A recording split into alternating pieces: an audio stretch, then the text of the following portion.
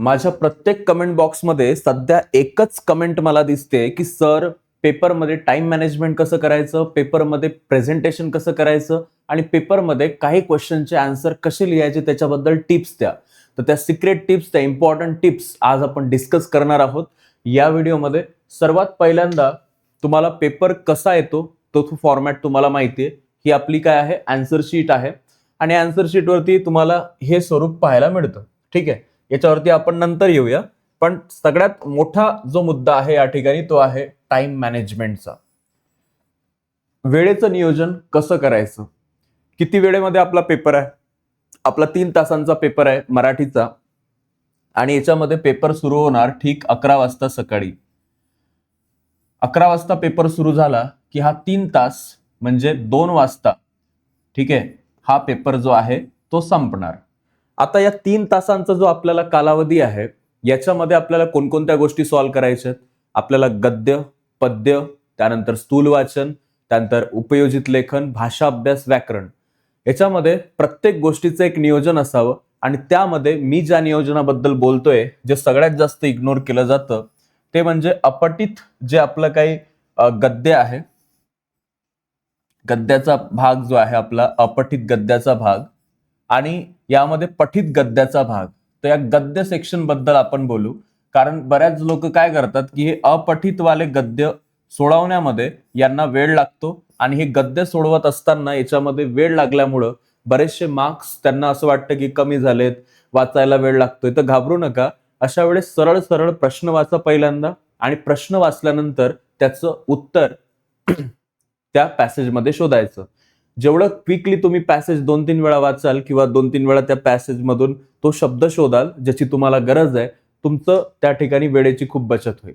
आता याच्यामध्ये सुरुवातीला जेव्हा हाती पेपर येतो तो पहिला पेपर असल्यामुळं बऱ्याच ठिकाणी असे इन्व्हिजिलेटर येतात, ते ज्ञान जास्त सांगतात. कारण त्यांना वाटतं की मी दरवर्षी पेपर घेतो आणि त्यांना वाटतं की तुमचा जो पहिला या पेपर आहे तर त्यामुळं ते तुमच्यावरती मॅनिप्युलेशन या सगळ्या गोष्टी टाकू शकतात. पण तुम्ही त्याच्याकडे दुर्लक्ष करायचंय. तुम्ही तुमच्या 3 तासांकडेच फोकस करायचं की मला गद्य पद्य कंप्लीट करायचंय सुरुवातीच्या 1 तासामध्ये. नंतर उरलेला जो काही माझ्याकडे वेळ आहे त्याच्यामध्ये जे काही माझा भाषा अभ्यासाचा भाग आहे, व्याकरणाचा, तो मी कंप्लीट करेल, स्थूल वाचन कंप्लीट करेल आणि शेवटचा जो तास आहे त्याच्यामध्ये मला माझा जो उपयोजित सेक्शनचा भाग आहे हा याचे मला पूर्ण मार्क पाहिजे 24च्या 24. मग त्यासाठी तुम्हाला इकडे जेवढा कमी वेळ देता येईल, जेवढ्या कमी वेळामध्ये तुम्ही ह्या सगळ्या गोष्टी कंप्लीट कराल तेवढं जास्त इम्पॉर्टंट आहे. सो याच्याकडे टाइम मॅनेजमेंटमध्ये हे लक्षात ठेवा. या 3 तासांचा वेळ तुमच्या हातात आहे. सगळ्यात पहिल्यांदा तुम्ही, आता मला हाही एक प्रश्न विचारतात की क्वेश्चनची सिक्वेन्स कशी ठेवू, म्हणजे पहिला प्रश्न आधी लिहू की उपयोजित लेखन आधी लिहू. हे नाही करायचं. याच्यामध्ये क्वेश्चन नंबर 1 पासूनच आपली सुरुवात होईल, म्हणजे विभाग 1 पासूनच आपली सुरुवात होईल आणि विभाग 5 पर्यंत आपण हाच फॉर्मॅट ठेवणार आहोत, विभाग 1 ते विभाग 5. तर बऱ्याच वेळा एखाद्या 2 नंबरचा प्रश्न आहे आणि त्या 2 नंबरच्या प्रश्नातलं मग तुम्ही ऑर मध्ये पहिलं लिहिताय किंवा शेवटलं लिहिताय ते ठीक आहे. पण तुम्ही question number 1, question number 2, question number 3, विभाग 1, विभाग 2, विभाग 3, विभाग 4, विभाग 5 या सिरीजनच जायचंय. ते पेपर चेक करण्याला त्रास होतो त्याचा, मग त्याला मागं जावं लागतं. त्याचे प्रश्न तुम्ही विचारतायत की शेवटचा प्रश्न पहिला लिहू का, नका करू तसं. ते इम्प्रेशनवर आपलं हे करतं. जेव्हा समजा तुम्ही बोर्डात टॉप येणार असाल आणि तो पेपर तुमचा जर टॉपसाठी तो पाठवायचा आहे, ते पाठवणार नाही कारण तुम्ही पॅटर्न चुकीचा लिहिलाय. तुम्हाला मार्क भरपूर मिळतील, मार्क तुम्हाला मिळूनही जातील, पण त्या मार्क्ससाठी प्रेझेंटेशन त्यालाच म्हणतात की जो सुरुवातीपासून शेवटपर्यंत पेपर लिहितोय.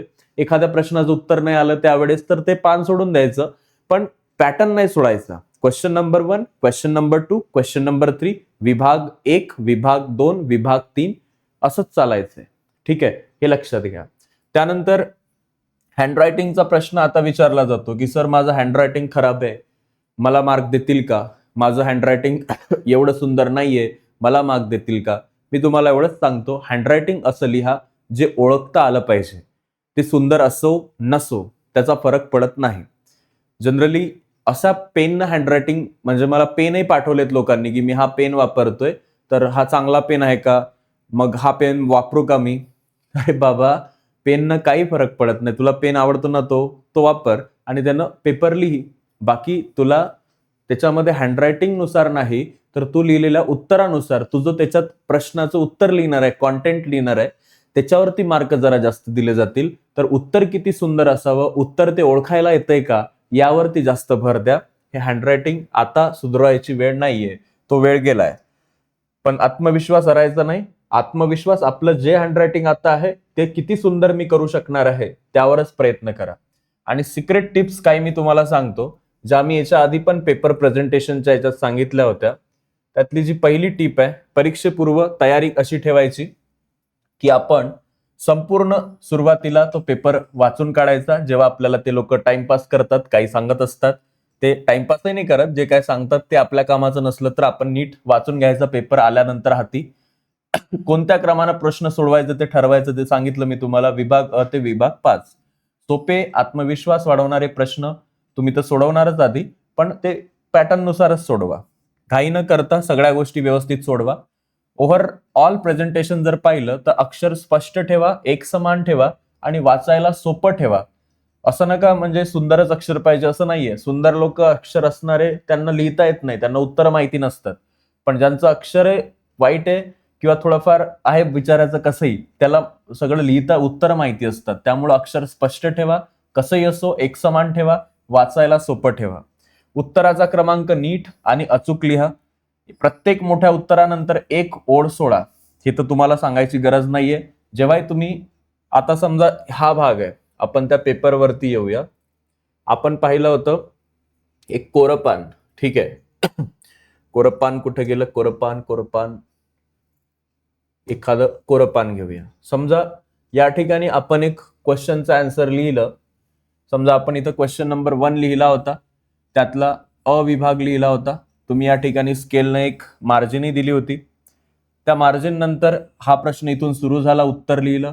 1 2 3 4 5 6 7 8 एवढ्या ओळीमध्ये उत्तर कंप्लीट झालं.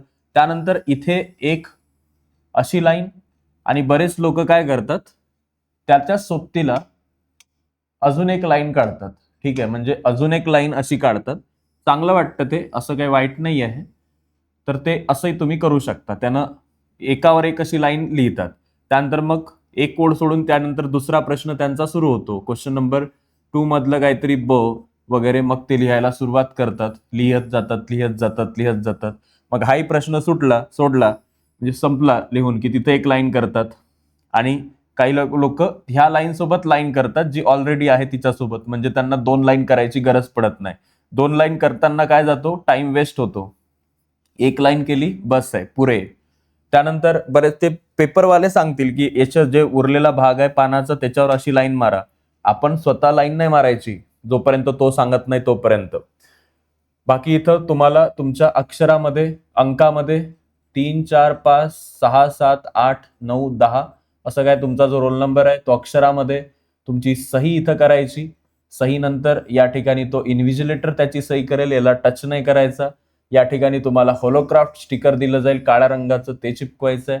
त्यानंतर इथे तुम्हाला बारकोड स्टिकर दिलं जाईल, ते चिपकवायचं आहे. इथं क्वेश्चन पेपरचा सेट कोणता आहे, ए आहे बी आहे, तो टाकायचा असतो. सब्जेक्ट कोणता आहे, मराठी, मराठीमध्येच टाका. मीडियम मराठीचा आहे. पेपर 1 आहे 2 आहे तसं नसतं तर सोडून द्यायचं, ते डॅश मारायची. आणि याच्यामध्ये मराठी M1 आहे ना, मराठी भाषा पहिली आहे, तर ते बघा त्यांना विचारायचं. बट पेपर 1 आहे पेपर 2 आहे याच्यानुसार लिहितात. तारीख, पेपरची तारीख 20 मार्च महिना चालू आहे की फेब्रुवारी, फेब्रुवारी महिना चालू आहे 2, आणि त्यानंतर 2026 ही तारीख तुम्ही तिथे टाकणार. भाषा मराठी टाकणार. आणि अशा पद्धतीने किती सप्लिमेंट लागल्या ते सगळं तुम्ही इथं टाकायचं. आता हे सगळं पाहिलं आपण. याच्यातलं आपण हे पाहत होतो, हा वाला भाग, ज्यामध्ये काटकोन ओळी व्यवस्थित करायच्या. त्याचबरोबर व्याकरण विभागाचं सादरीकरण करत असताना अत्यंत अचूक बरोबरच उत्तर लिहायची, छोटी थेट लिहायची, योग्य उत्तर लिहायचं, नियमांचं स्पष्टीकरण मागितलं तर द्यायचं. सोबतच गद्य पद्याच्या बाबतीत आपण बोललेलोच आहे, त्यामध्ये किती ओळीत काय लिहायचंय ते आपण पाहिलं. पत्रलेखन हा सगळा व साहित्याचा भाग. त्यानंतर लास्ट 10 मिनिट्समध्ये काय करायचं, सगळे पूर्ण पेपर पाहायचा की आपण बरोबर लिहिलाय का, कुठं खोडतोड झाली असेल, जास्त एखादी खोडतोड झाली, समजा संयम हा शब्द तुम्ही लिहित होते, काहीतरी असं झालं तिथं, मग हा शब्द झाला चुकला, तर त्याला असं हे करू नका, असं करा फक्त आणि पुढे चला. काही सुटलं नाही, कुठं स्पेलिंग मिस्टेक नाही झाली, विरामचिन्ह नाही चुकले, हे सगळ्या गोष्टींचं ध्यान ठेवा. ही मार्जिन दिल्यानंतर बरोबर इकडे क्वेश्चन नंबर 1 त्यातला असं उत्तर लिहायला तुम्ही सुरू करणार. उत्तर कंप्लीट झाल्यानंतर या ठिकाणी एक सुंदर अशी तुम्ही लाईन करायची आहे, ठीक आहे, ज्याने ते एंड झालंय तिथं असा अभिप्राय होईल. आणि याच पद्धतीनं प्रेझेंटेशन असतं जनरली. याच्यात कोणत्या अजून अशा रॉकेट सायन्सवाल्या स्किल नसतात, फक्त ते आपल्याला माहिती असावं की सुंदर उत्तर कसं लिहायचं. ज्याला उत्तर लिहिता येतं त्याला ह्या बाकीच्या सगळ्या गोष्टी येतात. प्रत्येक विभागासाठी तुम्ही या ठिकाणी विभाग 1 चालू असेल तर बॉक्समध्ये काय करायचं, विभाग 1, विभाग अ असं लिहायचं. विभाग 2 आला तर विभाग 2 साठी पुन्हा एकदा तुम्ही असं करू शकता. मी तुम्हाला टॉपरचा पेपर दिला होता, दाखवला होता. विभाग ब किंवा विभाग 2 अशा पद्धतीनं ते लिहितात. जेव्हा स्थूल वाचनचा भाग येतो त्यावेळेस ते एका बॉक्समध्येच काय करतात, स्थूल वाचन हे सुरू झालंय याचं साधं लिहितात त्याच्यामध्ये. पत्र लेखनाच्या वेळेस म्हणजे उपयोजित लेखनाच्या वेळेस पण असं करतात. तर हे तुम्ही करा, त्यानं तुमचं अजून प्रेझेंटेशन चांगलं दिसतं. कुठून काय सुरू झालंय, उत्तर चेक करण्याला आलंय, त्याचा त्रास होत नाही. बाकी एवढंच मला सांगायचं होतं. सिक्रेट टिप असं काही नाहीये, बस पेपर व्यवस्थित सोडवणं, आपल्याला जे येतंय ते अचूकपणे मांडणं, बाकीचा सगळा तुमचा जो पार्ट आहे तो तुम्ही करणारच आहे. तर त्यामुळे तुम्हाला या परीक्षेसाठी ऑल द बेस्ट. आत्मविश्वासानं पेपरला जा. सर्व तुमच्यासोबत शिक्षक आहेत. काही डाऊट असला कमेंट बॉक्समध्ये सांगा आणि ऑल द बेस्ट. तथास्तु.